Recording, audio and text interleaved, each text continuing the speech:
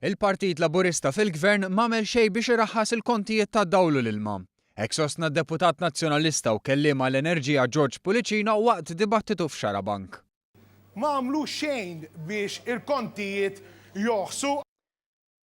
Lilin mill-ammissjoni ta' Pulicino meta wieħed iħares ftit lejn it-track record tal-Gvern Nazzjonalista fil-qasam tal-enerġija jinduna li taħt gvern preċedenti il-poplu Malti kellu jħallas fost l-ogħla kontijiet tad-dawl u l-ilma.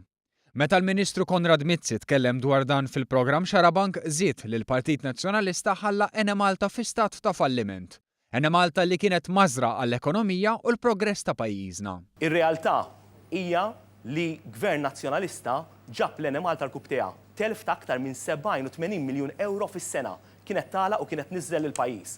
Dik hija r-realtà. U minkejja l-insistenza tiegħu li l-poplu mhux igawdi mill-miżuri li wettaq il-Gvern, George Pulicino ikkontradixxa lilu nnifsu. Għalkemm skontu il-kontijiet ma raħsux għal kulħadd. Vera, uħut minn nies. Il-kontijiet raħsu. Uħut minn nies qed jirċievu kontijiet irħas. Fid-dawl ta' dan kollu il-Ministru Konrad Mizzi elenka distinzjoni ċara li hemm bejn dan il-Gvern u dak ta' qablu. Kontijiet għoljin min naħa tal-Gvern Nazzjonalista, kontijiet orħos għal-familji min naħa tal-Gvern ġdid. Kontijiet għoljin għan-negozji minn Marzu li ġej se nagħtu lura 50 miljun euro oħra lin-negozji.